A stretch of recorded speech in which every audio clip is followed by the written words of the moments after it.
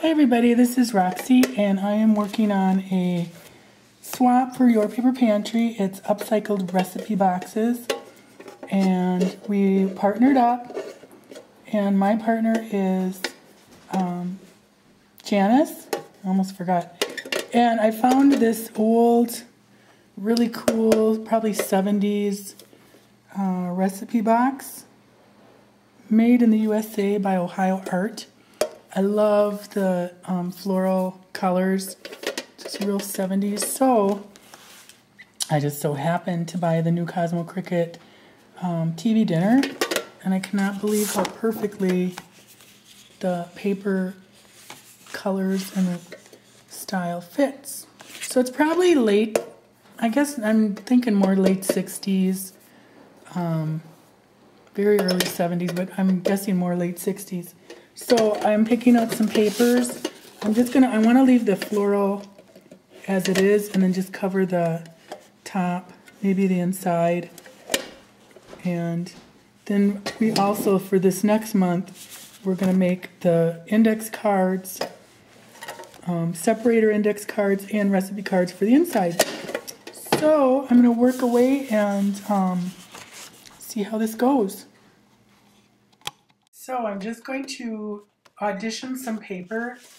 Again, this is the Cosmo Cricket TV dinner line and I love it. The colors are really fun. The patterns, I love that little flower one, and then the kind of starburst one, that green. But I ended up going with the one pattern that had the most colors and the most amount of color with these squares. So I end up with this one because I really like how the colors kind of match the box, and the squares are bigger, offer more color than just the little flowers. So now I'm just going to measure it out and get some pieces cut. And for this, I do want to have kind of more of that corally red of the pattern paper to match the boldness of the colors on the box. So I do have to kind of cut this. I cut into the paper a little more than what I probably normally would, but you know, I'm one of those that saves every little piece and tries to cut cut things so that I use the least amount of paper. But with this, I really did want to get that coral red on top. And I think it turned out really well because there's about 3 sections of it that end up when I'm done. And I've got to find out a better cutter. This cutter is so bad. I've had it for a long time and I keep putting on new blades, but it's still, I think it's just gotten kind of warped maybe because it never cuts up there. So if anybody's got a suggestion for a great cutter, I prefer something, you know, portable and inexpensive like this. I do have a guillotine cutter downstairs in my craft lair, but for a portable one, give me an idea because this one stinks. So I'm going to just finish up cutting these pieces up and Mod Podge them on, or decoupage them on.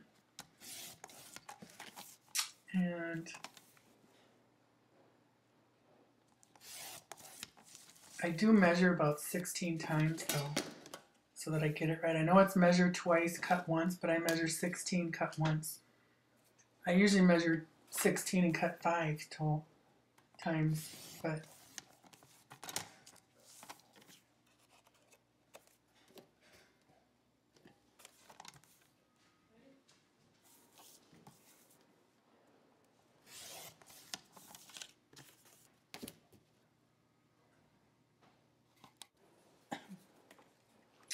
so here we go. You just put a thin layer. I wasn't sure how it was going to be on metal, but BC Doula did a fantastic video on making tin boxes and cans vintage, and she Mod Podged it and it was just fine. So I just did a thin layer of Mod Podge, put on the paper, did another thin layer on top, and it turned out perfectly. I think it'll be nice, especially if you're going to have this in the kitchen, because you don't want to get moisture. If you spill, you know, if the spaghetti sauce splatters, you can wipe it right off the top of this. And like I said, moisture isn't going to get under that. I did fix that corner a little better. As you can see, it kind of pokes up a little bit. And don't look at my hands. They're so wrinkly and scrinkly. Ick, look at that. I'm putting lotion on right now. I can't believe how wrinkly. I think it's the lighting. It's not my hands, it's the lighting. Oh my goodness, it's like it happened overnight. I'm going to have to be like Diane Keaton and start wearing gloves all the time. So there's that layer, and then we're going to do the sides. Okay, so here is the finished product.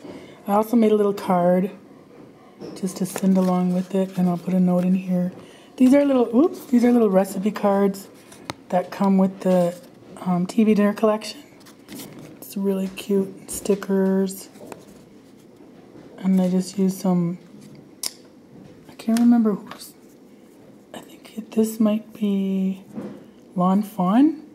I just put it on Old Schools. But here's the box. I love how it turned out. Wish I could have had two of them. I just think it's perfect combination, color and all. And there's the top.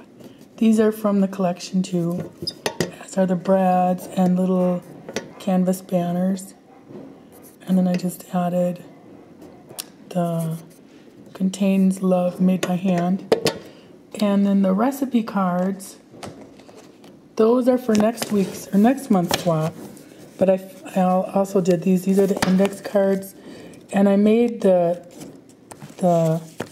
dividers a little taller than the cards because it drives me nuts. In my recipe boxes, they're always the same height. And then after years of, mucking up the tabs, you can't see what they are. So I made them a little taller. And then I just stamped a bunch of 3x5 cards. These are vintage cards, actually. They came with the recipe box, so they're about 50 years old. I think these stamps are so cute. They remind me of a cookbook I have that Andy Warhol, or at the time, I think he went by Andrew Warhol, did all the illustrations for. I'll show you that sometime. It's really cool. And then there's that one. So, I hope she likes it. This was really fun to do. Just real simple, but, kind of a cute little addition to a kitchen. So, thanks for watching. Bye.